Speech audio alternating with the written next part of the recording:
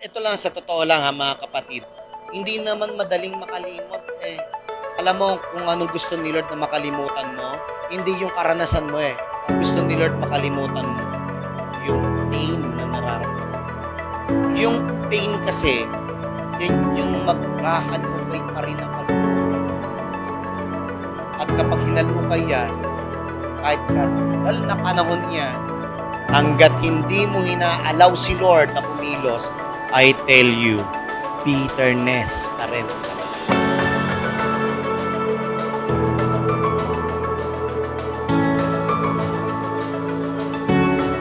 Just want to tackle this topic, this major topic of especially tawag dito, ang tema po natin is bondage breaker. Everybody say bondage breaker. Pag sinabing bondage, ito po yung kalimitang tawag dito, ang tawag dyan ay bondage. No? Pag sinabing bandage, di ba, ano ka? Ano ba Tagalog ng bandage? Nasa dulo ng dila. Gapos. Yan, ginapos, tinali. Yan.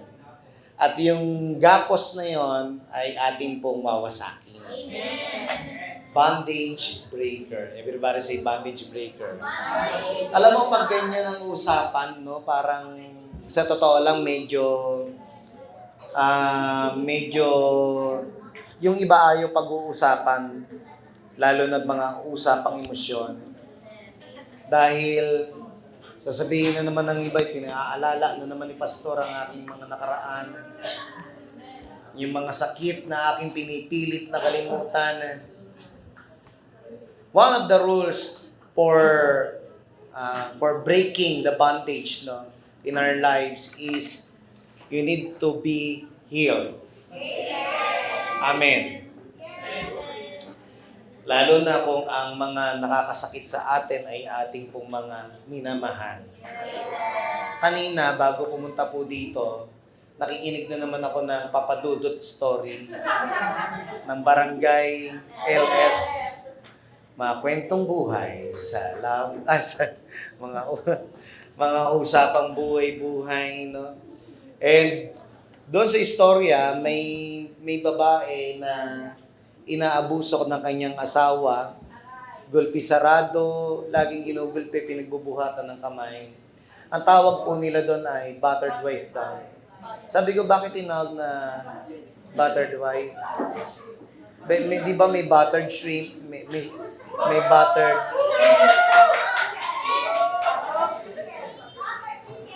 buttered chicken. Bakit tinawag na buttered wife? Sabi ko nga kay Mrs. kanina, dapat ang tawag dyan, abuse wife. Hindi buttered wife. No? Dahil, ewan ko ba, bakit ganon, no? Anyway, so hindi okay ang karanasan ng babaeng ito. So that's why bigat na bigat siya in his relationship. Sige, usap muna kayo.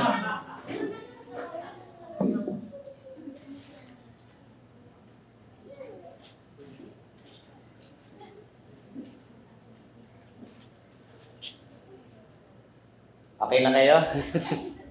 Okay na, okay.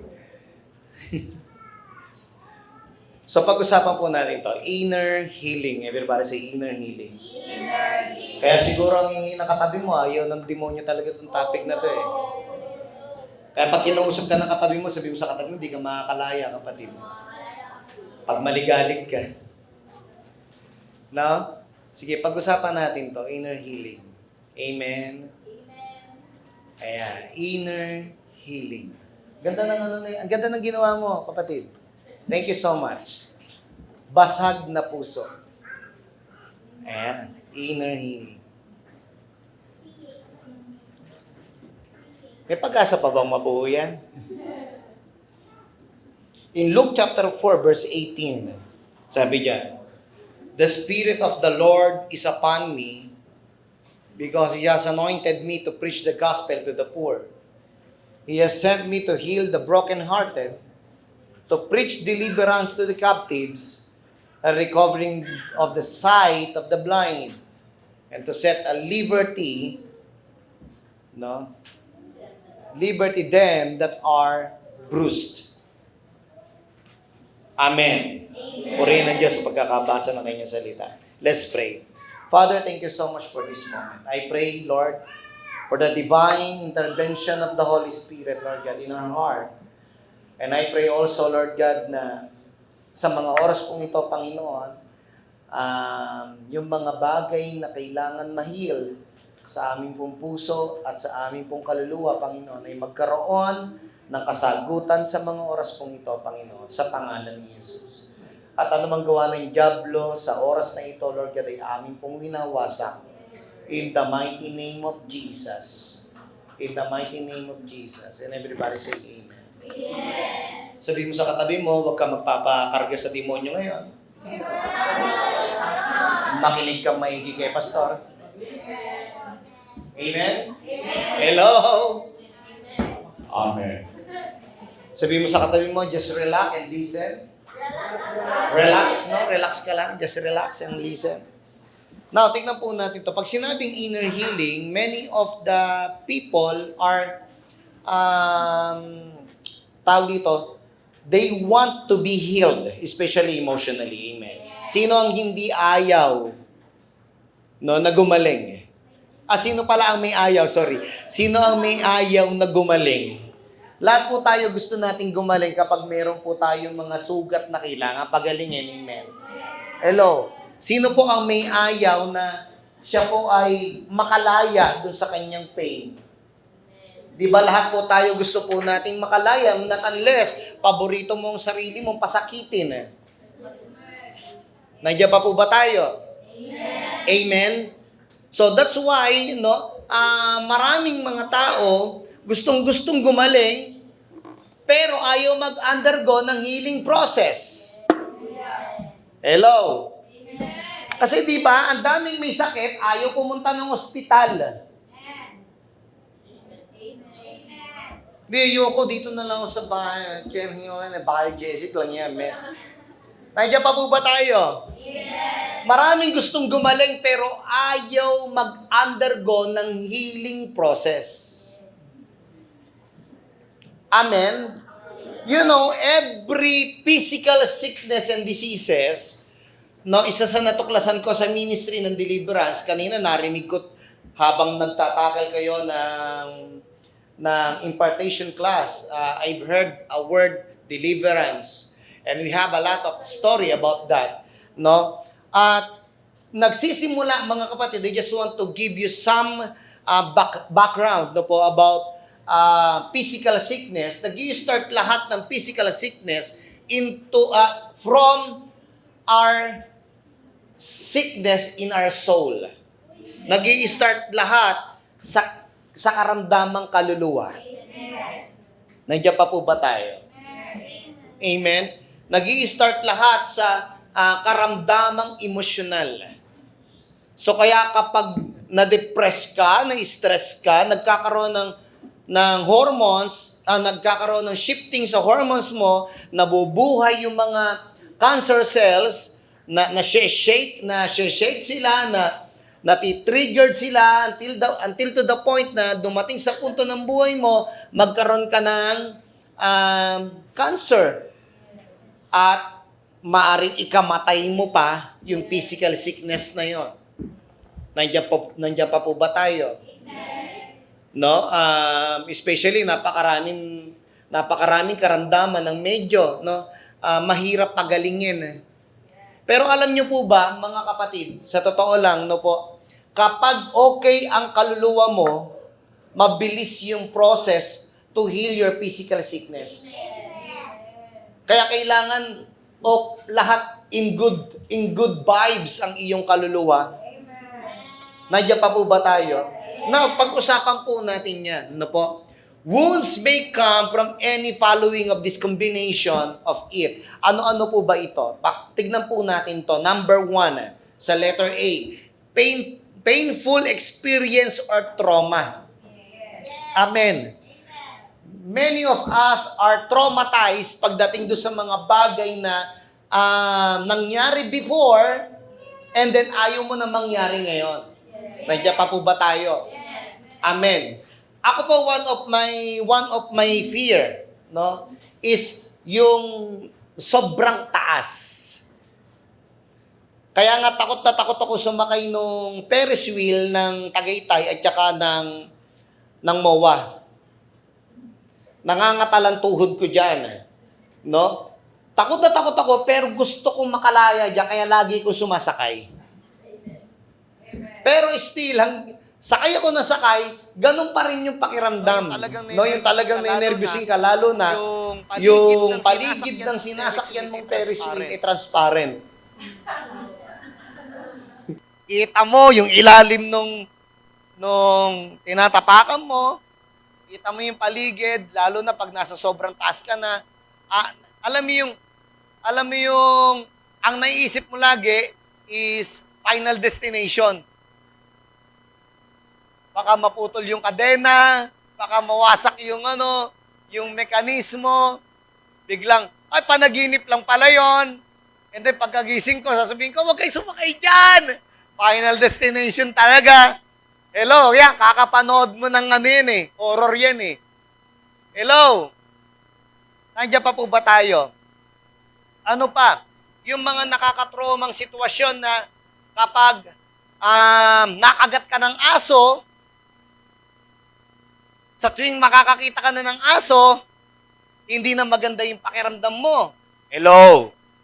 Kasi syempre, mahirap nga naman na makagat ka ng aso. Sinong hanggang ngayon takot pa rin sa aso, na kapag may nakikitang aso, talagang nangangambat na nga. Diba, hello? Nandiyan pa po ba tayo? No? So, maraming mga trauma ang mga anak ng Diyos. Amen. Pero there's a story in the Bible, no, na may mga trauma. Pakinggan po natin ito, napakaganda po. Painful experience or trauma in the Bible. Tingnan natin itong first story. Yung Jesus heals a man born blind. As he passed by, he saw a man blind from birth. And his disciple asked him, Rabbi, who sinned, this man or his parents, that he was born blind? Sino po ba dito ang may pagkatulong? Yes. Siya ba o yung kanyang magulang? Nandiyan pa po ba tayo? Verse 3, sabi diyan, Jesus answered, it was not that this man sinned or his parents, but the works of God might be displayed in him. Verse 4, we must work the works of him who sent me while it is day, night is coming when no one can work. Verse 5, as long as I am in the world, I am the light of the world. Having said these things, he spit on the ground. Pwe! Yung ginawa niya.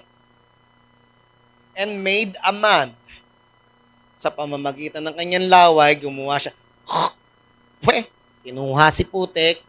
And then, with the saliva, then he anointed the man's eye with the man. Ganun ginawa niya. Tinahid niya yung laway sa bata.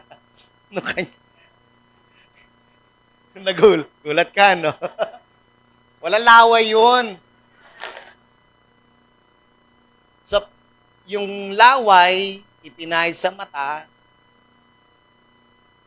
Diyos ko, hindi pa naman uso ang toothbrush nung unang panahon. Hallelujah. Verse 7. Meron ka pa ba?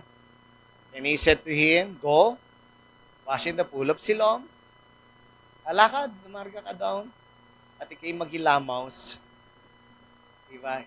So he went and washed and came back seeing. The neighbors and those who had seen him before as a beggar were saying, is this not a man who used to sit and beg? Ito ba yung tao na, diba, nakapupo tapos na mga malimos? Ba, ngayon ay pagkalino ng mata, 2020. Verse 9, some said, it is he. Yes, siya nga. Sabi ng iba, no, kamukha lang niya. He kept saying, I am the man. Hello? Nung naririnig niya, nagbubulong nga siguro habang naglalakad siya. Uy, di ba yan yung yung namamalimos? Hindi, kamukha lang siya. Uy, ano ka ba? Ako lang to. Nagets nyo? Hello? Are you there? Uy, ano ba kayo? Ako lang yan. Ano ba? Verse 10. So they said to him, then, paano ka nakakita, man? How come? Paano ka nakakita? Verse 11, nandiyo pa po ba tayo? He answered, the man called Jesus made mad. Alam nyo, yung sikat, trending siya ngayon eh. May napadaan sa aking harapan, gumawa ng putek gamit ang kanyang laway. Yun, itinahid. Akala ko kung ano nang ipinahid sa mata ko, ilaway niya. Ay, nandiyan pa po ba tayo?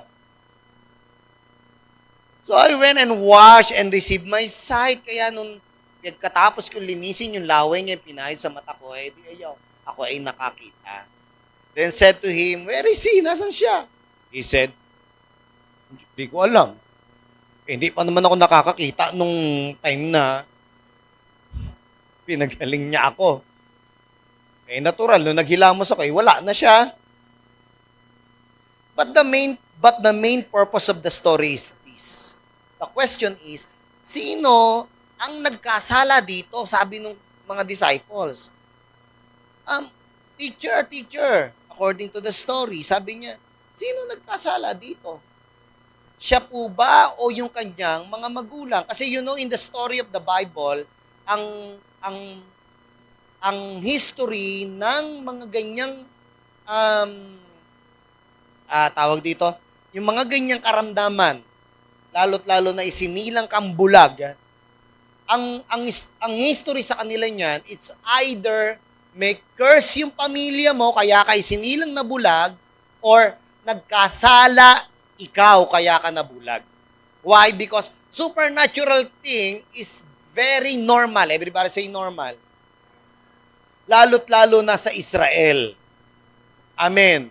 Kaya yung mga ganong istorya, mga kapatid, nung unang panahon, napaka-sensitive nila pagdating sa mga, especially mga bulag. That's why, bigyan ko lang kayo ng konting na background, alam nyo, kapag may karamdaman doon at bulag, lalo na since birth bulag, meron po silang nilalagay na plaque na I am born blind, so that's why I'm cursed. Are you there?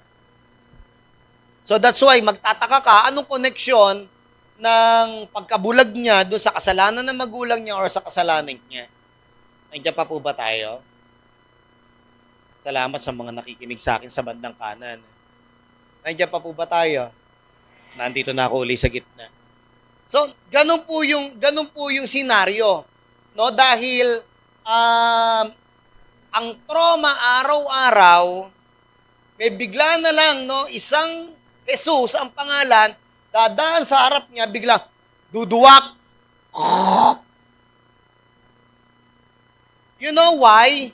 Because this Jesus used the curse. Everybody say curse. Use the curse to heal the curse. Bakit, Pastor? Paki-explain, Pastor. Alam mo, kung bakit laway ang ginamit ni Christ to heal that born blind, no, naman, yung tao, is dahil araw-araw nakaka-receive ng laway itong taong ito. Pastor, what do you mean by that? Araw-araw siyang dinuduraan bago siya maka-receive ng blessing for you to throw a spit on me. Bigyan mo muna ako ng limos. Are you there? So, lahat na naglilimos sa kanya, dahil siya curse, ang ginagawa araw-araw, araw-araw yon. Now, tanungin ko kayo, anong pakiramdam kapag araw-araw may dumudura sa'yo? Nakakatawa, no? No? Nakakatawa. Nakakatawa yung feeling ng araw-araw may dumudura sa'yo. Hindi nakakatuwa na araw-araw may dumudura sa'yo. Alam niyo po ba ang mikrobyo na nakukuha sa laway? Actually, ang mga virus pwedeng maipasa through laway. And hindi pa recognize yung mga iba't ibang klase ng mga pangalan ng mga virus, lalo't lalo na kung yan mga paduhak pa. Are you there? Pasensya na po sa mga nagkakape. At saka sa mga kumakain ng suman. Pero yung araw-araw ka makatanggap ng laway, iba-ibang parte ng mukha mo tinatamaan. Diba? Anong amoy mo? And try to imagine, walang toothbrush noon. Panahon ni Jesus. Siguro bimpo, ginagamit nila, tela, pang ganyan. Wala pang toothpaste doon para maging kahit paano malamig man lang yung amoy ng laway mo, pero hindi ganun eh. Are you there? Nandiyan pa po ba tayo? At hindi ko ma-imagine na yung mga ngipin ng mga tao nung unang panahon na linis ng ngipin na meron ka ngayon. Hello? Wala pang dentista that time. And this man, born blind, ano yung pakiramdam ng araw-araw, dinuduraan ka, iba't ibang klase, iba't ibang parte ng mukha mo, tinatamaan ng dura. Ang masaklak nito, hindi mo kayang umilag. Bulag nga eh. The only basis na pwede niyang pagbasihan, kapag may dudura na sa kanya, yung dahak na. Ayun na, iilag na yan. Pero hindi maganda ang pakiramdam kapag ganun yung karanasan. Hello? And this Jesus, walking around, hello? Nakita itong tao na araw-araw dinuduraan. Araw-araw dinuduraan, biglang dadahak. Hello, teka muna, I thought that you are the man who are able to heal me. Bakit mo ako duduraan? Are you there? Nandiyan pa po ba tayo? And this Jesus using the curse to heal the curse. Anong sabi niya? Alam nyo, ngayon mahahayag ang kapangyarihan ng Diyos sa kanya. Nandiyan pa po ba tayo? Mahahayag ang kapangyarihan ng Diyos sa kanya kasi gusto ko sabihin sa inyo na hindi kasalanan niya or kasalanan ng magulang niya ang importante pagdating sa Diyos. Ano importante? Ngayon, mahahayag ang kapangyarihan ng Diyos sa kanya. Na anong ibig sabihin nito? Okay, akala nyo, yung laway ay sumpa for him? No. Nagkakamali kayo. Gagamitin ko ang laway para ipakita sa inyo na yung mga laway na tinrow nyo, hindi kaya magpagaling. Yung laway na nagpasira ng buhay ng taong ito ay siyang laway na bubuo sa kanya. Amen? Hello? Nandiyan pa po ba tayo?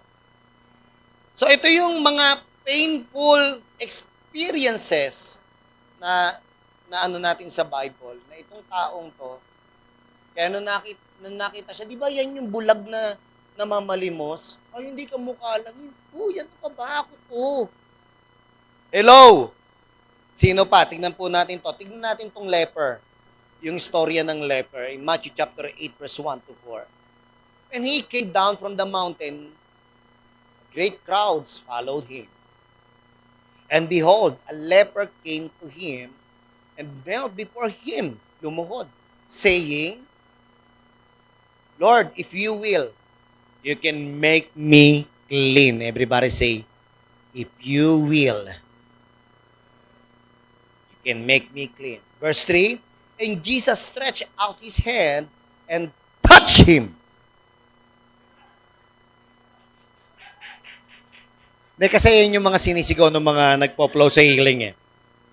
No, kapag pumunta ka ng Cuneta Astrodome, Kamamatay lang nung isang evangelist na kilala po natin, Will de Almeida, no, ng Jesus Miracle Crusade. Ginagaya nung idol nun si Benny Hinn eh. Kaya kapag touch! Ayan, diba? Yung mga nagugo. Ganon kapag sumisigaw si ano eh. Ganon kapag sumisigaw si Benny Hinn. So and so. Eh si Will de Almeida, yung gumagaling yung mga natatouch ni Holy Spirit. Amen. So he stretched out his hand and touched him. Amen. Saying, I will. Everybody say, I will. Be clean. And immediately his leprosy was cleansed. And Jesus said to him, see that you say nothing to anyone, but go, show yourself to the priest. Ang asar, no? Go and show yourself to the priest. Silang mga ulupong. Silang mga nagmamagaling. Silang mga walang ibang ginawa kundi mang-criticize. Pumunta ka doon, pakita mo sa kanila, magaling ka na. Amen? For a proof. Ang ganda yun. For a proof to them. Amen. Sige ba, maniwala eh. Hindi, sige, pumunta ka doon. Ipamuka mo sa kanila na gumaling ka na. Amen? You know why? Because hindi po magandang pakiramdam kapag ikaw isinilang kapag ikaw merong wet type leprosy. Kapag ikaw merong wet type leprosy, mga kapatid, yan po yung lubos na nakakahawa. Yan po sa atin, dito sa parting tala, no, may mga leper po dyan na, ewan ko, marami pa rin ba sila o marami nang na-heal? Marami nang na-heal, no? Pero dyan po yung dried type leprosy. Dito po sa Pilipinas, dried type. Yung sa Middle East po, wet type leprosy. Yung po yung kailangan mong lumayo talaga, sobrang layo. Are you there? Tingin po dito sa akin saglit. Alam niyo po ba ang history ng pag ikaw leper, papasok ka sa isang community, kailangan mo magsusigaw. That is the history of the leper in the Bible. Kapag ikaw may bulutong, may ketong. Kapag ikaw may ketong, pumasok ka sa isang community, let's say example, Maria Luisa. Kailangan mo sumigaw. Ang sigaw mo ganito, hey! Hello! May ketong ako! May ketong po ako! May ketong po ako! Kailangan niyang isigaw kasi bakit? Para maiwasan siya. Hindi pwedeng hindi mo isigaw kasi covered sila eh. Alam niyo po yung may mga ketong nung unang panahon, they need to be covered. Kailangan nila i-cover yung sarili nila kasi bukod sa nakakahawa po sila, mga kapatid, bukod sa nakakahawa sila, nakakatakot ang itsura nila. Are you there? Nakakita na po ba kayo na may ketong? Iba ang itsura nila, promise. Promise. Para po silang buhay na inaagnas. Ganyan po yung itsura ng mga may ketong. That's why they need to be,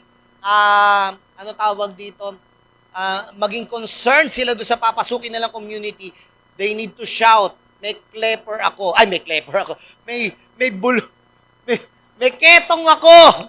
May leprosy ako. May kleper.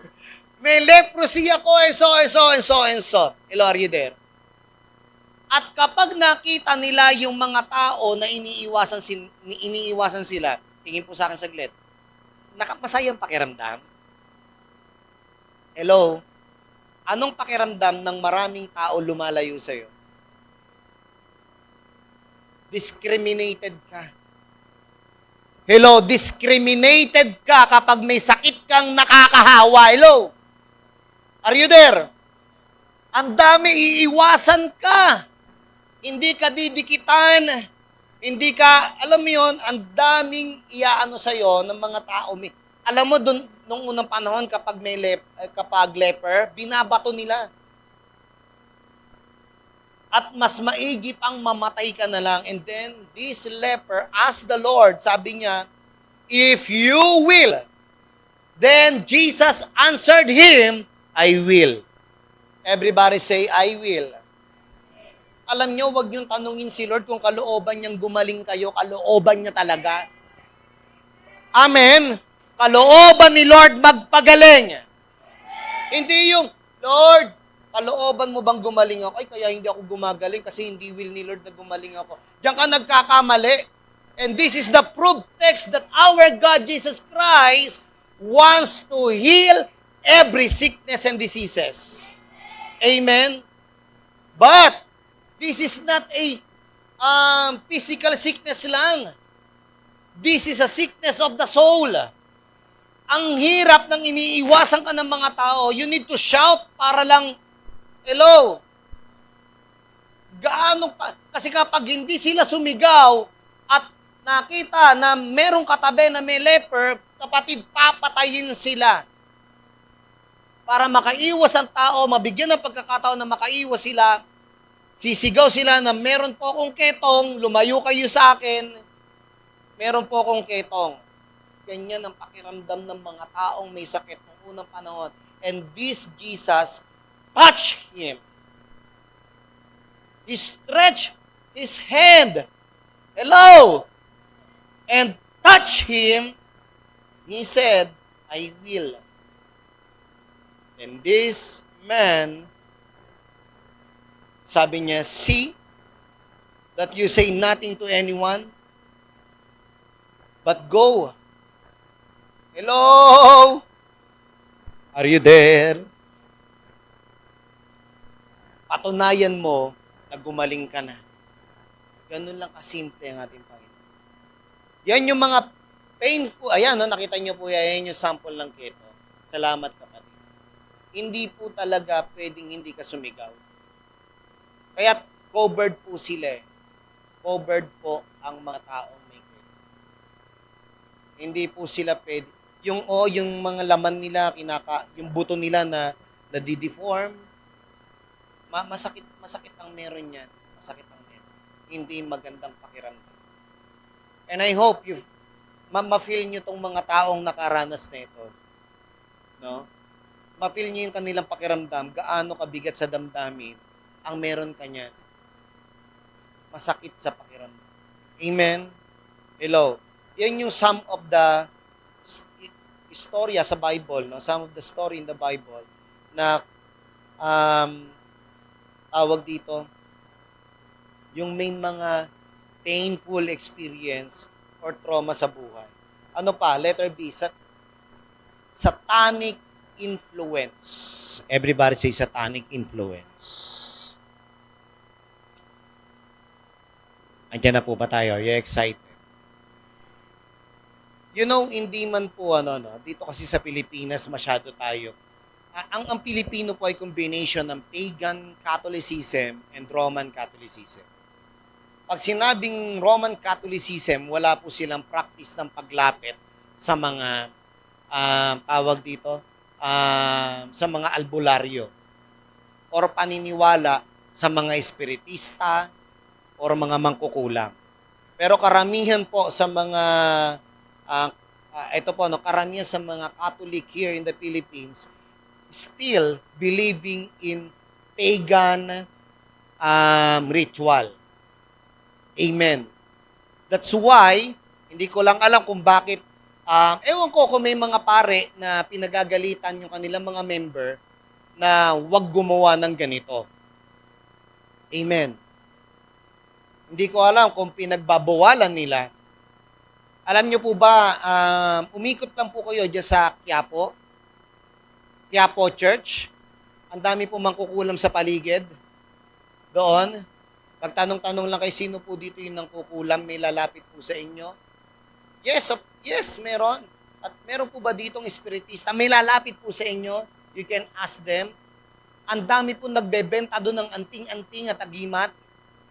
Sa paligid mismo, hindi ko maintindihan, ang Quiapo Church ay influenced and covered by Roman Catholic, no?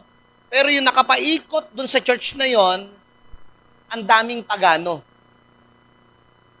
Hello? Yan pa po ba tayo? O, wag niyo po ako mami-misinterpret. You can search it by yourself. Are you there? Nandiyan pa po ba tayo?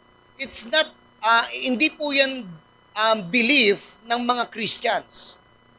Hello? Pag sinabing Christians, napakarami po niyan. Naandyan na po papasok ang Catholic, Christian din po sila. Ang mga Protestant, Christian din po sila. Hello? Ang mga Seventh-day Adventist, Christian din po sila. Ang dami pong pagdating sa denomination ng Kristiyano, salitang Kristiyano, napakalaki po niyan. At karamihan sa nagsasabing they are Christian, they are moving in a occultic practices.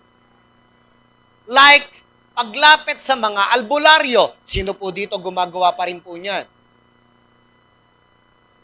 Lord, sa pangalan ni Jesus, wala na. In Jesus' name. Hello? Paglapit sa albularyo, paglapit sa mga espiritista, sa mga medium. Hindi kasi large. Are you there? Nandiyan pa po ba tayo? Amen? Hello? Umaano ng mga anting-anting. Ako simple lang naman. Ang anting-anting ko lang, itong hawak ko. Amen? Hello? Amen. Marami, isa ito sa mga kailangan makita natin na they are people who is under by the influence of Satan in their lives. Na kailangan makalaya, ma-inner healed. Sino sila? No, karamihan sa kanila, ito po yan, pakita natin. Next slide, kapatid. Pakita natin.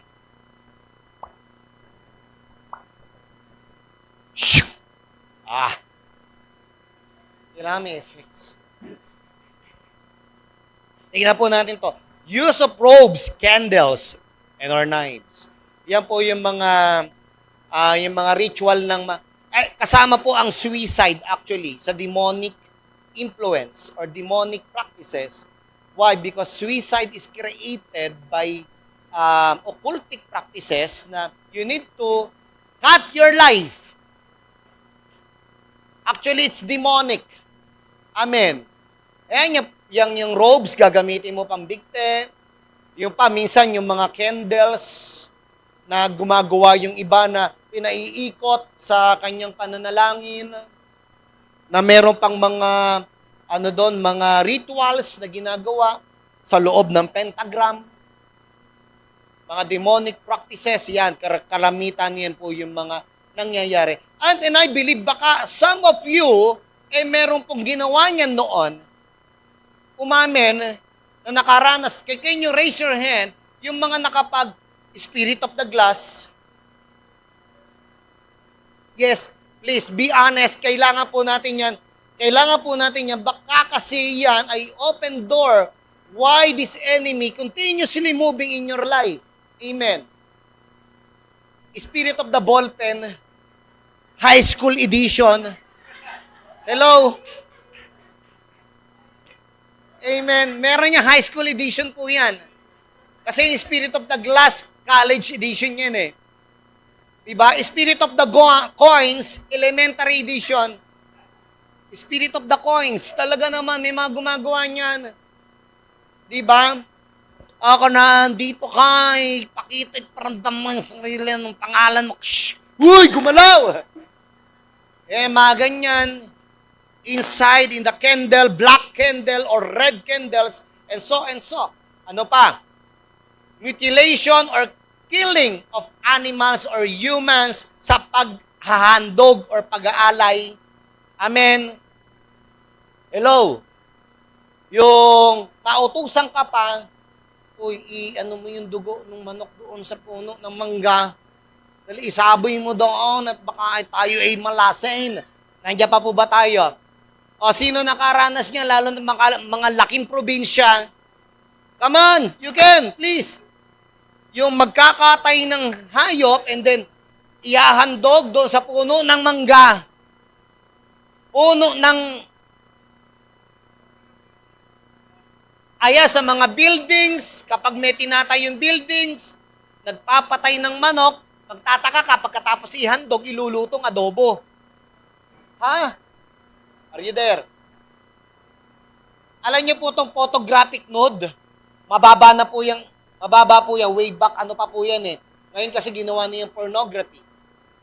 Tumaas po ang bilang niya, mas mataas na nga po siya kaysa doon sa used robes, candles and knives. No, nagpalit na po sila, 8% na po ang use of robes, yung pornography is nag 48%. Are you there? At ang malupit pa nito, ayon po no sa datos ng tawag dito, pornography site sa Pilipinas, ayon sa datos po ng DOH, ang pinakamaraming nanonood ng pornography here in the Philippines ay ang mga babae.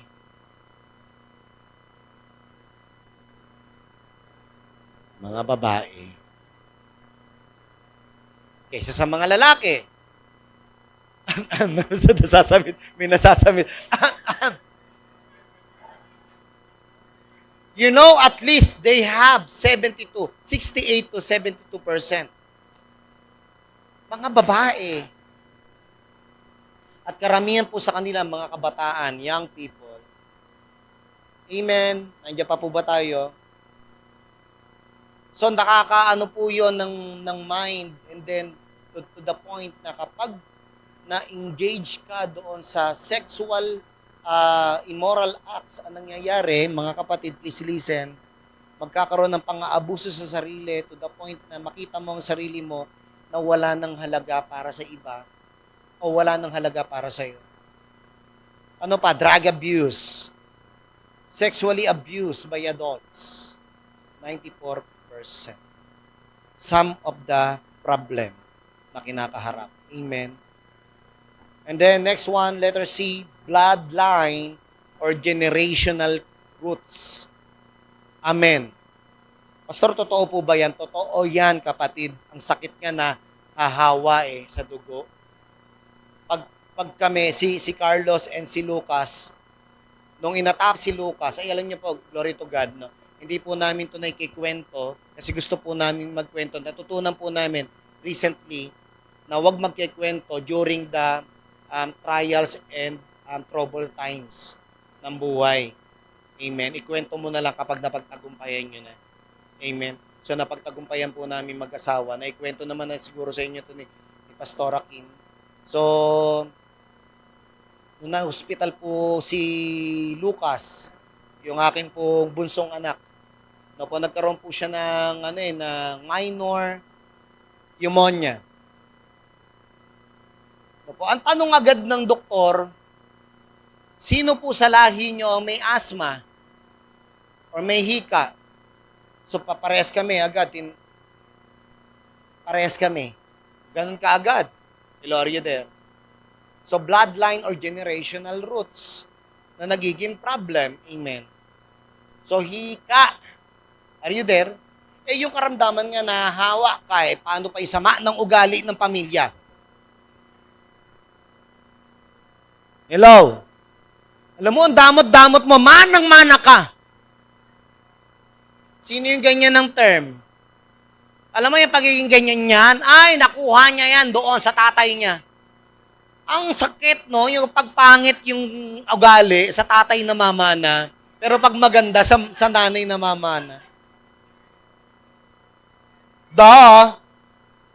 Are you there? Amen? May napanood pa nga ako, sabi doon, pag daw matalino, sa nanay daw yun nanggaling. Yung, hindi ba pwedeng balanse sa nanay at sa tatay? Andiyan po ba tayo? Bitter. Amen. Hello. Tingnan niyo po itong bloodline or generational roots na madalas nagiging problema. May nakita na kayo na yung ugali ng tao, kopyang-kopya doon sa ugali ng magulang. Alam nyo po ba na iyan po ay hindi po yan basta-basta natatransfer. Tingin po sa akin saglit. Alam nyo po ba na ang natatransfer ay sakit, hindi po yung ugali? Pero bakit ganun siya? Yung ugali ng anak ay same ng ugali ng magulang. Bakit? Tanungin nyo ako, bakit, Pastor? May kausap pa po ba ako? Amen? Kasi po yung nakikita. Yun yung kultura doon sa bahay. Are you there? Kultura doon sa bahay na madadamot kayo. Kaya yung anak, madamot din. Kultura sa bahay na para bang lagi na lang nanlalamangan sa isa't isa. Yung bilang na bilang mo yung longganisa, nagulat ka na kulangan ng isa, yung pala nasa ilalim ng kanin. Kuwang-kuwa mo, inis ko, kapatid. Are you there?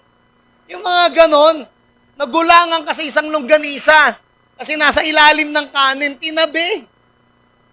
Itinago. Are you there? Dahil uso ang lamangan, pag lumabas yung taong yan, promise, mapanglamang yan. Bakit may mga lalaking babaero? Nakikita niya eh. Nakapaikot ba naman sa kanya, puro mga babaero? Di babaero din siya. Not unless tanggapin niya si Kristo bilang Panginoon at tagapagligtas talaga.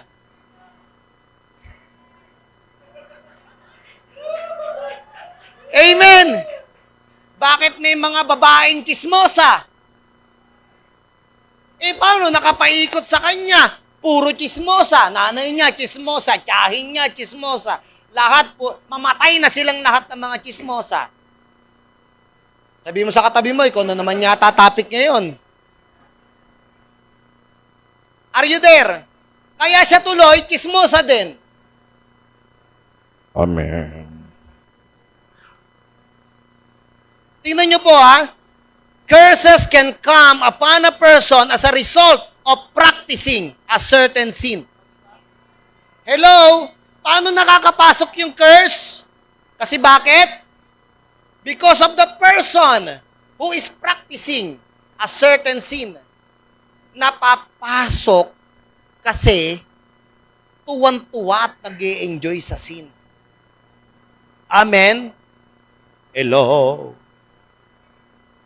Kapag na-enjoy ang sin, magiging kultura yan sa loob ng tahanan. At kapag naging culture sa loob ng tahanan, I tell you, magiging nakakasanayan. Ang masaklap nito, mga kapatid, please listen. 6 months daw bago maging lifestyle ang sin. Or bago maging lifestyle ang good thing. Since birth.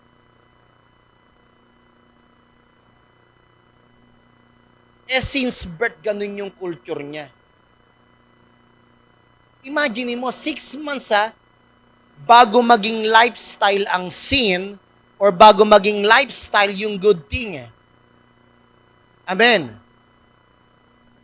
So, for them to make takas-takas doon sa kanilang nakasanayang kasalanan, napakahirap putulin yan.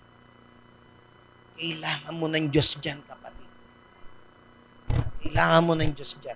Kaya karamihan sa mga encounter namin ng deliverance na kargado, ganyan yung karanasan.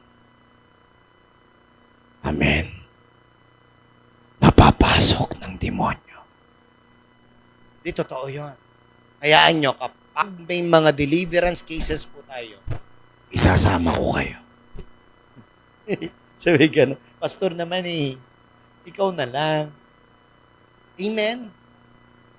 Letter D, next line. Caused by self. Alam mo kung bakit kami sakit? Tanungin niyo ako, bakit? Dahil sa'yo rin. Amen. Sinabi ko na sa'yo, hindi ka pa rin nakinig. Pastor, masarap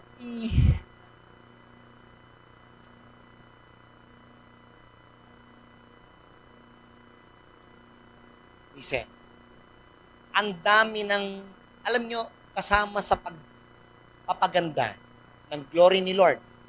Amen. Eh yung pagpapaisi ng mga bagay na dati sobrang hirap, ngayon pwede mong padaliin. Amen.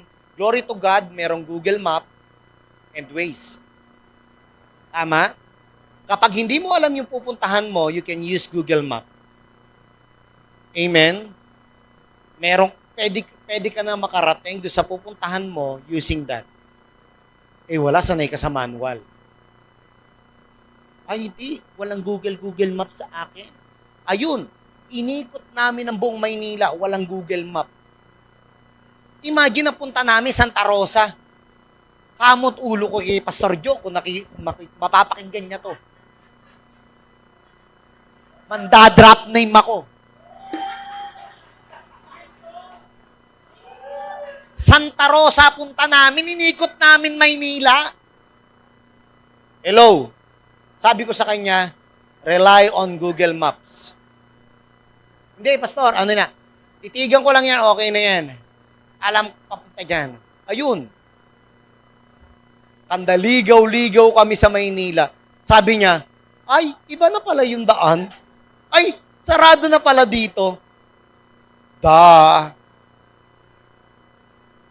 Bakit ka naligaw? Kasalanan mo. Amen? Hello?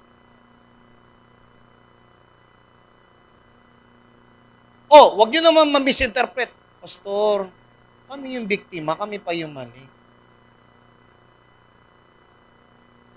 We can, tama ba yung term? Prevent? We can prevent self-harming situation. We can prevent it. No? Pero, alam nyo, matututo tayo dyan eh. Amen. Pakitignan yung katabi mo, sabi mo sa katabi mo, there's an easy way to go in the will of God. Amen. So, wag pahirapan ang sarili. Minsan, problema din po natin. Hindi na po natin alam mo sa pagluluto, hindi na po natin problema kung alam mo kung paano magluto ng kaldereta. Meron na pong panlasang Pinoy na mapapanood mo. Amen? Hello? Eh bakit magre-relay ka? Paano ba magluto? Ano? Amen. Ang dami ng way. Diba? Nahirapan ka. Yung kaldereta mo, naging mechado. Diba? So, anong nangyayari? Kaya tayo nahihirapan, minsan, kasalanan din po natin. Amen? Nandiyan pa po ba tayo? Hebrews chapter 12, verse 15. Biblical yan eh. See to it that no one fails to obtain the grace of God, that no root of bitterness springs up and causes trouble, and by it, many become defiled. Amen? Hello? So usually, minsan, ayan nyo, may grace naman si Lord. Our God is a God of second chance. Sabi mo sa katabi mo, may pag-asa pa. Amen. May pag-asa pa. Huwag mo nang daanan yung painful experience na dinaanan mo no. Dapat natututo na po tayo doon. Amen? Hello? May mga member po tayo dito sa church, broken family. Hindi na po may iwasan. Kasi minsan talagang hindi natin may aalis nangyayari talaga. Amen? Ngayon, nasaktan po tayo. Tingin po sa akin saglit. Nasaktan po tayo doon sa ating mga partners. Hello, nandiyan pa po ba tayo? So, nasaktan po tayo doon sa partners po natin. Eh, huwag ka nang kumuha ng another one pa. Nabato na naman, ipupukpok mo na naman sa ulo mo. Amen? Hello? By this time, you need to pray for it. Amen? You need to ask for the guidance of the Lord. Amen? Hello? Amen? Huwag na tayong kumuha ng mga, para kang kumuha ka na naman bato, ipupukpok mo na naman sa sarili mo. Amen. Sa business, nabigo ka. Hello? Tapos yung pagkabigo mo sa business, yun na naman yung strategy ginawa mo sa another business na ginagawa mo. Hindi ka na natuto. Eh, di bigat na naman ang dibdib mo. Akala ko ba, Lord, gusto mo kami mga negosyante at hindi kami mga empleyado. Bakit nalugi na naman ako? Paano hindi mo binago yung diskarte mo? Yun na naman. Hello? Hindi ka na naman naglagay ng buffer budget for, hello, amen? Kaya yun, maraming nauuwi sa pagkalugi. Are you there? Nandiyan pa po ba tayo? Amen. Inutangan ka. Tapos hindi nakapagbayad sa'yo. 10 taon na. Lumapit uli sa iyo. Pinahiram mo na naman. Alam mo namang hindi makakabayad. Dapat by this time, tatanungin mo na. Ano ba to? Hingi o hiram? Hello? Hindi ka na natuto. Minsan, problema mo rin. Tapos in the end, pagpaparinig ka sa Facebook, yung mga taong yan, pagkatapos mo tulungan, ikaw pa masama. Ba't mo pinahiram? Malalaman mo, Ang hirap na lang magsabi, isa ka rin eh. Amen. Now, gusto mong ma-healed. Ang hina, gusto mong ma-healed. Pag-usapan po natin yung steps to inner healing. Are you excited? Salamat. Introduction lang po yung kanina. Patayin mo, mas maigi pa nga, naduduling na ako eh. Steps to inner healing. Are you excited? Ganda ng steps mo, hagdan. Okay, tignan po natin ito. Napakasarap na itong pag-usap. Steps for inner healing. Number 1,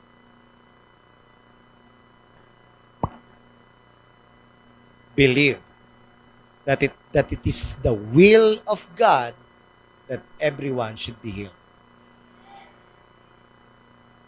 Maniwala ka, kalooban ni Lord gumaling. Amen. Hello? Yung iba kasi, wala na talaga, pastor. Ang hirap ng pagalingin ang puso ko, nasaktan niya. Mamatay na silang lahat. Usually ganyan.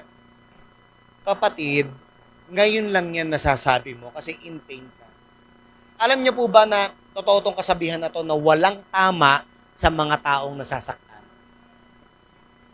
Wala nang tama sa kanila kapag nasaktan po sila, promise. Kaya it's better for you to remain silent in times of troubles. Manahimik ka muna. Kasi alam mo, kapag may trouble, mas madalas nakakapag-desisyon tayo ng mali. Amen. So yung kalooban ng Lord, hindi na natin makita na siya, aayusin ka pa rin niya. Amen. Na kahit ganyan yung nangyari sa'yo, masakit man yung nangyari sa'yo, still, aayusin ka pa rin ni Lord. Hello? Nakita niyo po yung istorya kanina? Pinagaling ng Panginoon. It is my will to heal you. So, ang tanging paraan para ikaw ay gumaling, lumapit ka kay Lord. Ito masaklap mga kapatid eh. Gusto ko man rebuke talaga eh. Ito yung masaklap eh. In pain ka na. Ang tindi na ng pinagdaanan mo. Ayaw mo pang lumapit kay Lord. Wala naman Diyos eh. Hindi naman siya nakikinig. Ikaw yung hindi nakinig. Kasi I believe, bago mo pasukin yung sitwasyon, there's a conviction from the Holy Spirit. Hello? Ikukonvict ka na ni Lord bago mo pasukin yung sitwasyon. So ngayon, kung may conviction, ang tanong, dahil hindi ka nakinig, ang tanong, pinabayaan ka ba ni Lord? No. Please listen. Gagawa pa rin ang Diyos ng paraan para iayos yung sitwasyon mo. Kasi bakit? Mahal ka niya eh. Mahal ka niya eh. Hinihintay ka lang ng Diyos na lumapit sa Kanya. Hello? Are you there? Kaya ito, pakiusap kapag may mga pinagdadaan ng mga mabibigat, mga kapatid, mas lumapit ka kay Lord. Kasi alam mo mga kapatid, iba ang kayang ibigay na comfort ng ating Panginoon kaysa sa comfort ng mundo.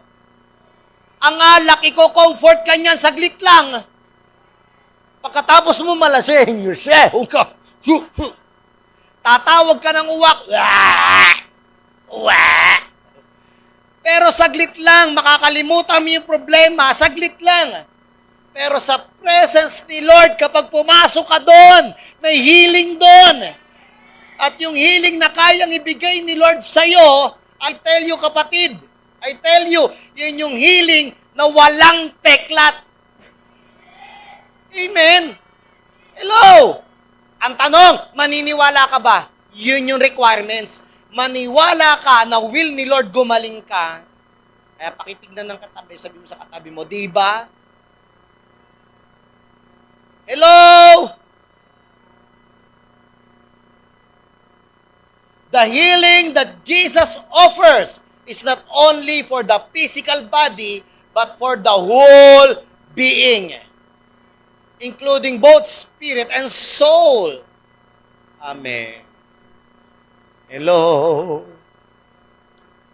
Gusto ni Lord talagang gumaling tayo. Gusto ni Lord ito lang sa totoo lang ha mga kapatid. Hindi naman madaling makalimot eh. Alam mo kung anong gusto ni Lord na makalimutan mo? Hindi yung karanasan mo eh. Ang gusto ni Lord makalimutan mo, yung pain na nararamdaman mo. Amen. Hello? Nandiyan pa po ba tayo? Yung pain kasi, yan yung maghahalukay pa rin ng kaluluwa mo. At kapag hinalukay yan, kahit tagal na panahon yan, hanggat hindi mo hinaalaw si Lord na kumilos, I tell you, bitterness pa rin ang laman niya. Kapag nakita mo yung tao, bad trip ka pa rin. Amen? Hello? Bad trip ka pa rin. Kita ko na naman siya. Galit na galit ka pa rin. Amen? Hello?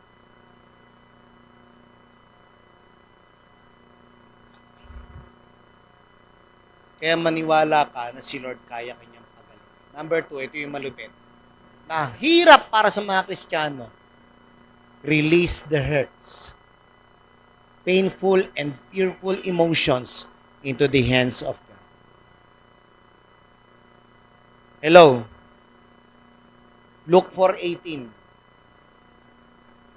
Nakarating ang Diyos, nagparanas ang Diyos ng pag-ibig sa atin para makalaya po tayo. Amen? Makalaya saan? Sa matinding pasakit ng ating pong damdamin. Diba? We are oppressed in this chaos world, a darkest world. Pero ano sabi ng Panginoon? Bitawan mo yan, kapatid. Pastor, napakadali lang naman para sa iyo magsabing bitawan mo yan eh. Kung alam mo lang. Amen? Hello? Alam nyo po, yung pagbitaw dun sa pain, minsan kasi talaga paborito natin pasakitin yung sarili natin. Totoo yan. Ayaw nating umalis dun sa pain. So, ang hirap bitawan. Kasi bakit? Nag-invest ka dun sa pain na yun eh. Diba? Ilang Korean novela ang tinapos mo? Nagbabayad ka monthly sa Netflix. Para lang dyan sa mga pain na yan. Diba? Tapos bibitawan ko lang. Hello? Diba? Hello? Ilang pasakit yung pinanood mo na talagang Nakakasakit ng damdamin. Amen. Lalo na yung yung palabas yun, yung sa rooftop, yung mga singer, Korean novela, ang sakit panoorin. Hindi ko na tinapos. At yung sa attic ba yun? Ano? Sa yun na yun. Mga singer sila eh. Ha? Yun na yun. Istorya ng mga pambubuli. Ha? Penthouse. Napanood nyo na may season 2 pa? In-enjoy mo pa. Nag-season 2 ka pa talaga. Metri pa. Metri na. Penthouse season 3. Most painful moment. Diba? Hello, sino Pastor, ano ba? Wala pa binabayaran namin, hindi mo ikaw nagbabayad. Kaya, alam mo, yung mind mo, punong-puno ng mga painful moment. Katwiran mo, teka, hindi, nasa huli, yung birada ng mga bida.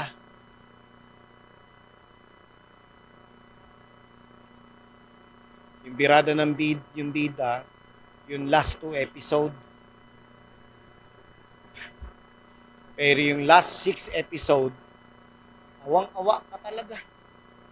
2 episodes lang na yung bida tumatawa. Pero yung 6 episodes na nagdaan, Maria Clara ang dating. Are you there? Hirap na hirap tayong bitawan kasi bakit? Yun yung nakasanayan, yun yung sinasabi ng mundo. Sa huli ka na lang liligaya.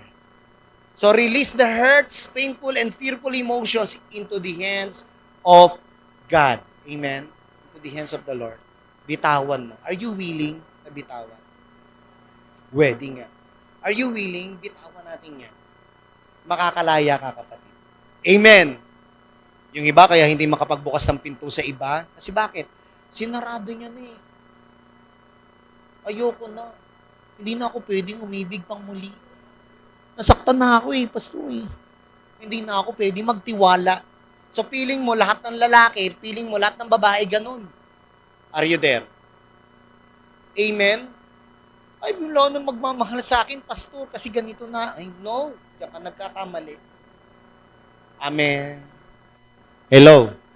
Bitawan mo yan sa Panginoon. Doon ka makakalaya. Ask yourself, no po, sobrang sakit na ba? Sobrang bigat na ba? Ask yourself right now, kaya ko pa ba? So kung hindi mo na kaya, bitawan mo na. By releasing it into the hands of Jesus, you unloaded yourself from the dirty baggage. Ulitin ko, no po, by releasing it into the hands of Jesus, you unloaded yourself from the dirty baggage. Nagbibitaw ka na ngayon ng mga maruruming dumi sa harapan ng Diyos at hayaan mo siyang linisin. Amen! Hello! Bitawan mo na yan. Kung pabigat na sa damdamin, bitawan mo na, ipagkatiwala mo na sa Diyos. Hello, palayain ang sarili. Number 3, kailangan mo ma-realize na si Lord, mahal na mahal ka niya. Realize the love of God for you. Amen. Hello, mahal ka ba ni Lord? Kaya ka na andito, napapakinggan mo to kasi love ka ni Lord. Amen. So, wag mo nang isipin, yung iba kasi, pastor, hindi, yung sarili mo na lang muna isipin mo, love ka ni Lord. Magkaroon ka ng me time muna kay Lord. Amen. Realize the love of God for you. You are loved by God. Not because of what you've done or kaya mong ibigay kay Lord. No, but because of who you are in God's eye. Amen. Love na love ka ni Lord. Kapag nakikita ka ni Lord, natutuwa siya sa'yo. At sinasabi niya, anak ko, ang kulit. Kailan kaya titino? Amen? Sobrang love na love ka ni Lord, hinihintay ka niyang umayos. Lagi siyang, alam niyo po, sa sobrang pagmamahal ng Panginoon, ang dami niyang ways na pinapakita sa atin para ma-appreciate natin yon. Amen? Hello? Sino dito, gumising ka pa rin kaninang umaga? Ang mahirap, yung iba nagre-reklamo, ano ba yan, wala akong tulog. Ang mahirap yung wala kang gising. Amen? Hello, mas nakakatakot yon. Diba, yung wala kang gising. Yung gumising ka pa lang ng umaga, kapatid, it's another life for you na si Lord, binigyan ka ng pagkakataon na one time in your life, ma-realize mo, love na love ka ni Lord. Amen? Salamat, Panginoon, dinilat mo pa mata ko. Kasi yung bangungot ko kanina, hindi talaga maganda. Are you there? Pero dinilat mo pa rin yung mata ko. Amen? Love na love ka ni Lord. Sino po dito hanggang ngayon nakakakain ka pa rin? Mahal ka talaga ni Lord. Amen? A simple act of God is still love na love ka ni Lord. Sa mga nagnenegosyo, hanggang ngayon, kumikita ka pa rin sa business mo. Mahal na mahal ka ni Lord. Kasi kung hindi, wala ka ng kliyente. Nare-realize mo ba yon? Sino dito may trabaho hanggang ngayon? Mahal ka pa rin ni Lord. Kasi bakit? Hindi ka pa rin nasesesante. Still, binibigyan ka pa rin ng pagkakataon ng Panginoong tamad ka. Love ka pa rin ni Lord. Amen? Imagine, patulog-tulog ka, nasa bahay na nga yung trabaho mo, tinutulugan mo pa yung trabaho. Whoops! Ma'am, sir, gising po ako. Are you there? But still, God loves you so much. Amen. Pray ko, Pastor, grabe ka naman, pinatatamaan mo naman ako. Hindi! Hindi! Pag-ibig yun ni Lord. Pag-ibig yun ni Lord na kahit ganon ang binibigay mong sukli sa trabaho, still, hindi ka natatanggal. Do alam nila na natutulog ka naman talaga. Alam yon. Alam yon kasi bakit? Gawain din nila eh. Di ba? Hello? Amen. Amen. Love ka ni Lord. Tignan mo yung mukha ng katabi mo. Ganda, pogi. Di ba? Love ni Lord eh. Amen. What do you mean by that, Pastor? Imaginein mo, ang dami mo. Ako, ito, tingin po sa akin saglit. Tingin po sa akin saglit. Maganda to, mabisa po to. Ganito ginagawa ko eh. Pwede nyo pong i-apply sa inyong sarili. Bad trip ka sa iba. May bad trip din naman sa'yo.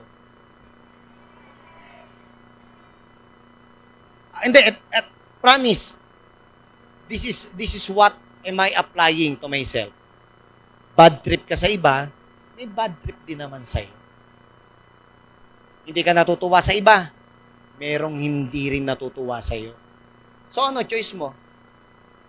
E di mahalin mo na lang yung iba kung paano sila mahalin ni Lord. Amen? Hello? Kasi no choice eh. Kasi kung bad trip ka sa iba, bad trip din naman yung iba sa'yo, parehas lang kayong nakaka-bad trip. So kung parehas lang kayong nakaka-bad trip, edi isipin mo na lang, mahal kami ni Lord. So I need to love this person, mahal kami ni Lord. Amen? Amen. Number 4, realize God's will for your mind and receive it. Amen? Hello? Yung utak mo, maruming-marumi na. Kailangan mo linisin sa kalooban ni Lord. Amen. And tanggapin mo na bakit? Meron talagang dapat na will ni Lord na mangyari sa iyo. I just want to elaborate this thing to you. May pangit na nangyari. Pastor, kanina may narinig ako, kalooban ba ni Lord ang bagyo? Kalooban ba ni Lord ang bagyo? or kalooban ba ni Lord yung mga tsunami? May narinig ako kaninang tanong Hati ang sagot, no, pagdating sa ganyang aspeto. Are you there? Nung unang panahon ba may bagyo na? Meron. Are you there? Amen. Kalooban ba ni Lord ang bagyo? Kung sabihin ko, biblically speaking, kalooban ni Lord. Pwede nga, pastor. Di nga. In times of troubles, pagdating sa bagyo, si Jesus tulog.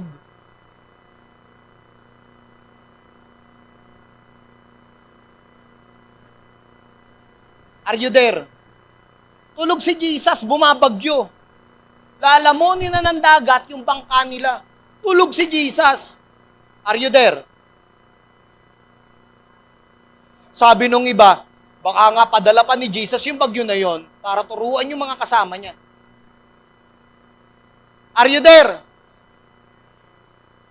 Kasi nung time na natutulog siya, bigla siyang ginising. Hindi mo ba alam? Hindi mo ba alam nangyayari sa paligid? All-knowing, hindi ko alam. Are you there? Pag daylight niya, sarap ng tulog ko, inistorbo niyo ako. Ikaw nga bagyo ka, manahimik ka. Tahimik. Balik sa tulog. What do Jesus means? Pagdating doon sa ganung aspeto.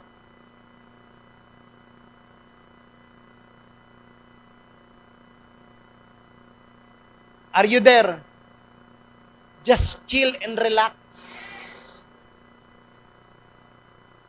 Kasama yung bagyo na yan sa pagpapatibay ng buhay. Amen. Are you there? Alam mo nang binabaha yung lugar nyo, mag-pray ka nang makaalis dyan.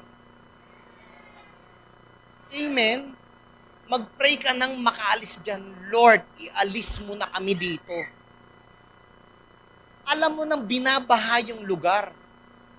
Ang problema kasi sa sobrang talino ng tao, alam ng sea level, tinambakan. Are you there? Sea level tinambakan. Lulubog talaga yung bahay na yan.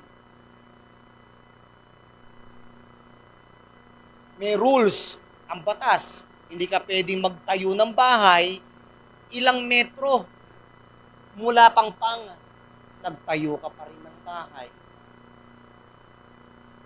Are you there? There's a rules in the law of the biblical aspect. Amen. Are you there? Nung inalam po namin, ano po ang reason ng mga bagyo, tsunami, pangit na panahon sa mundo, ang purpose pala po niyan is to heal himself. Ang mundo ay kailangan ma-heal. Amen.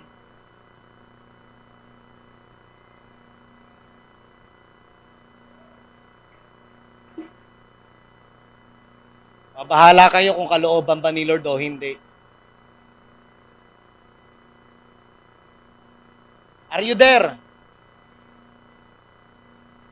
So you need to change the way you think of yourselves. Listen, makinig maigi.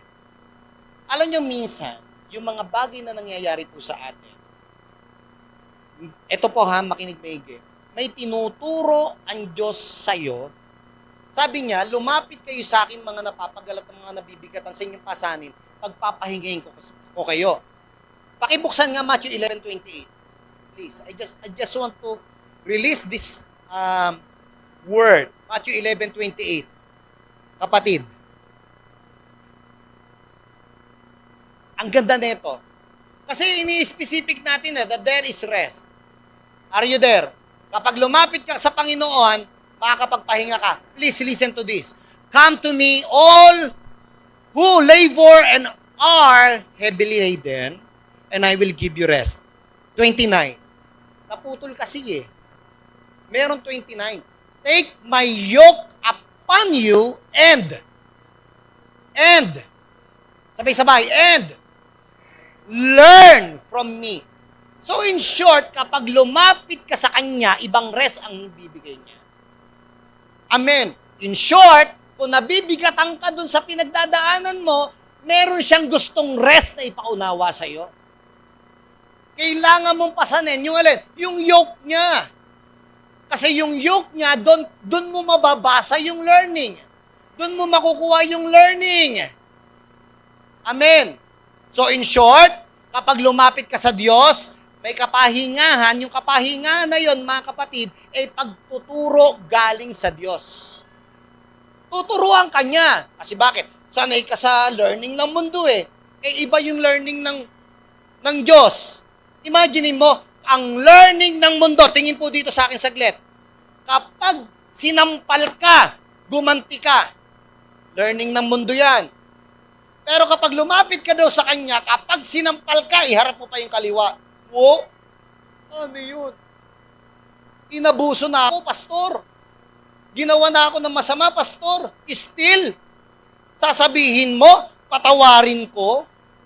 Teka muna, parang iba ata yun, pastor. No, yun yung gusto niyang matutunan mo. Amen? Kasi alam niya, kapatid, na kapag nagalit ka, ang dami mong magagawang hindi maganda. Amen? Na kapag nagalit ka, nainis ka, makakapagsalita ka ng hindi maganda. At alam niya that life and death is in the power of tongue. Na kapag sinabi mo sa ibang mamatay na siya, hindi nangyayari sa iba yon, sa iyo mismo nangyayari yon. Ang daming namamatay sa iyo. Kasi ang sabi ng Proverbs, life and death is in the power of tongue, and to those who love that word, sino yung nagsalita? Ikaw mismo. Ikaw yung nagsabi ng pangit eh. Will eat its fruit. Kakainin nung nagsabi ng pangit, yung kanyang sinabi. So, hindi yun nangyayari sa iba, kundi nangyayari sa iyo. Imaginein mo, ang ganda ng ng Lord, sabi niya, take my yoke upon you. Kasi kapag yung gusto ko ang pinasan mo, makakalaya ka. May matututunan ka. Ano yon? Number 5, forgive those who have hurt you. Matututunan mo magpatawad. Amen. Hello? Magpapatawad ka, hindi para dun sa taong nakasakit sa'yo. Magpapatawad ka para sa sarili mo mismo. Kasi bakit? Iba ang inis at galit. Makakapatay ka sa totoo lang. Hello? Makita mo pa lang yung nangyayari sa paligid. Are you there? Amen. Nakita mo pa lang, manood ka ng balita, maiinis ka. Nangyayari sa pamilya mo, maiinis ka. Hello? Amen. Galit ka sa asawa mo, galit ka sa anak mo, galit ka sa magulang mo, galit ka sa ibang tao. Ano nangyayari sa'yo? Yung bitterness na iipon.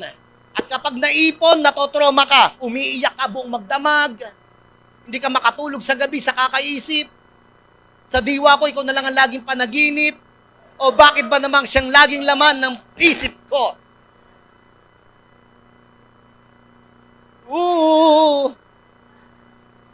Sa bawat sandali ay nais kang makita. Hello, are you there? Hindi ka nagpapatawad, ikaw yung nahihirapan. Hindi ka nagpatawad, imagine mo yung hindi mo pinatawad, ang saya-saya. Kay sera saya. Sa iyong nantsalan-tsalan, nantsalan-tsalan, nantsalan-tsalan, nantsalan-tsalan. Siya yung nantsalan. Ikaw yung, matay na kayo.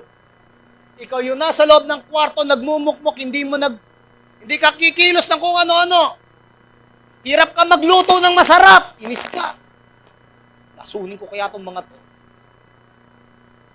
Nalilimutan mo ng mahalin ang iyong sarili. Ano sabi ni Lord? Magpatawad ka na.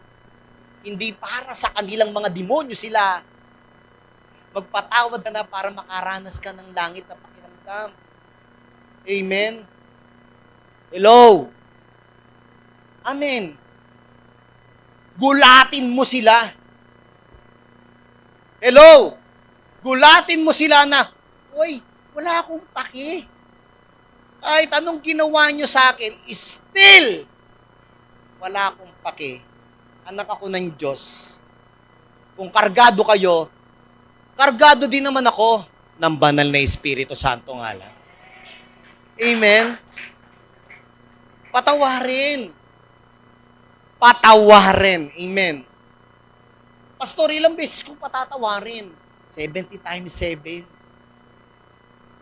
Bago mo maubos yung patay ka na kapatid. Pagpapatawad at pagpapatawad pa rin. Amen? Nagpatawad ka ng 2024. Pagpapatawad pa rin sa 2025. Dapat ganon, amen? Hello! Uulitin ko, yung pagpapatawad, natututunan ko to, no? Ang sarap pala nito. Yung pagpapatawad, hindi mo yun regalo dun sa nakasakit sa'yo. Ang pagpapatawad ay regalo mo doon sa iyong sarili. Regalo mo sa iyong sarili yan. Na, okay na ako. Napatawad ko na sila. Anak ako ng Diyos di sila anak ng demonyo. Di ba? Pati walang markahan, kapatid. Sabi ng 1 Corinthians, sabi niya, for love is no record of wrong. Diba? Hindi yung papaalala mo lagi. Amen? Hey, ikaw naman kasi, ikaw naman kasi, hindi ka na yan. Hindi ganon, kapatid. Magpatawad. At pag nagpatawad, burahin ang mga nakarecord. Burahin. Palakpakan natin ang Panginoon.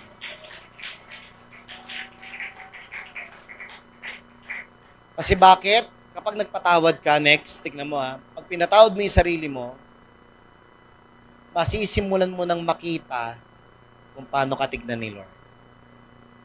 Amen? Di ba nung hindi ka marunong magpatawad, ang pangit ng itsura mo talaga? Amen? Di mo magawang magpaganda. Lalo na pag sinaktan ka ng asawa mo, yung mga nasaktan ng asawa. Ay, gulatin mo. Ito nga pala yung mukhang sinayang mo, damuho ka. Amen? O, sinaktan ka ng sinaktan ka ng kapitbahay mo kung ano-anong chismis ginawa sa'yo. Ay, hindi. Taslo ka pa rin lumabas ng bahay. Gulatin mo sila. Diba? Gulatin mo sila na lagi ka mukhang bless. Sa kaya na naman pupunta tong babaitang ito. Pupunta ako ng church. Hello? Diba? Yung mga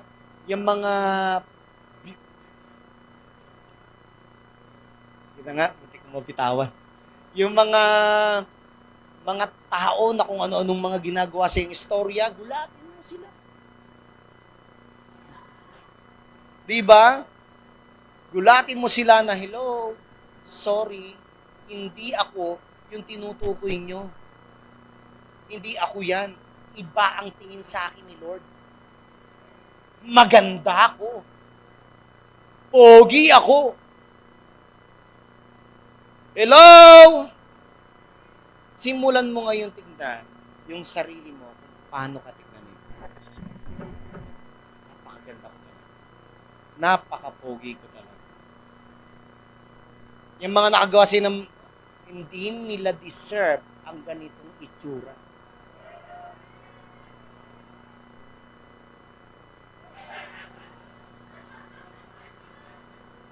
Diba?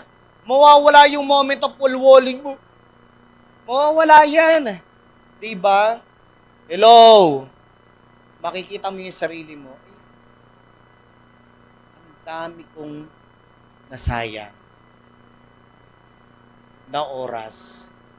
At balikan mo uli yung mga nasayang mong oras. Our God is a God of second chance. Amen. At ang Diyos, willing ayusin ka. Pakitignan ng katabi. Aayusin ka nila. Amen? Hello? Alam nyo yun, tingnan yung relasyon namin ng mga kapatid sa tatay ko.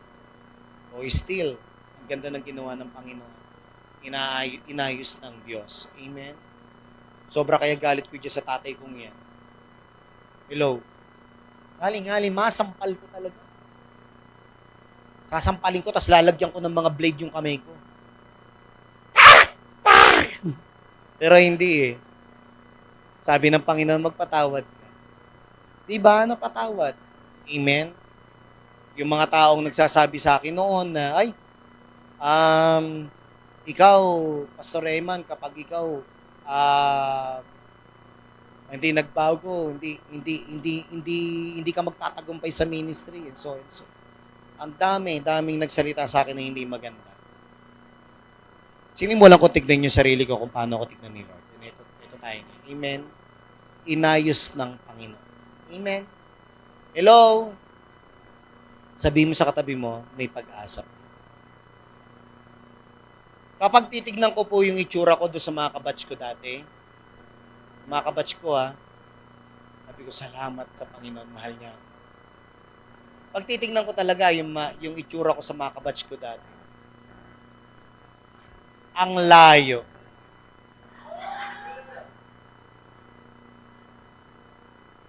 Yung nasa kabila, model ng Dunkin Donut yan eh. Di, wag naman niya. Ba? Turn it off. Di, wala na yan. Tapos na yan. Kung titignan ko yung Papa daw. Kung titignan ko, sabi ko, salamat Lord sa pagmamahal. Ang layo na talaga. Amen. Tingnan mo yung sarili mo ngayon. Ang layo mo na. Ang layo mo na. Babalik ka pa ba? Ang layo mo na. Ang pogi, ang ganda-ganda mo. Amen! At ano pa? Number 7 last. Seek deliverance. Seek deliverance. Magpa-delivered. Pastor, hindi ko kayang makaalis tong ganito. Tulungan niyo po kami. Yes. Pag-message lang po kayo, 24/7, open naman yung aking messenger. Hindi po ako naglalagay dyan ng busy. Hindi ka to. May mga naglalagay doon sa busy. Hindi mo makontak kung active ba o hindi. Sa akin, makikita nyo kung active ang aking messenger. No? Kapag hindi active, ibig sabihin, tulog si pastor. Or pagising ko, makikita ko naman yan. So, message lang po kayo. Pastor, gusto ko po magpa-undergo ng deliverance. I-undergo namin kayo ng deliverance. Amen? So, malaking bagay yan para makalaya po tayo. Amen. Amen. At ngayon, nais po natin na lahat po tayo ay humarap sa Panginoon ng may maayos na puso. Okay po ba yun? And, I just want to challenge every one of us sa mga gustong makalaya sa bigat na kanyang nararamdaman. Now is your time to go to the Lord and seek for freedom.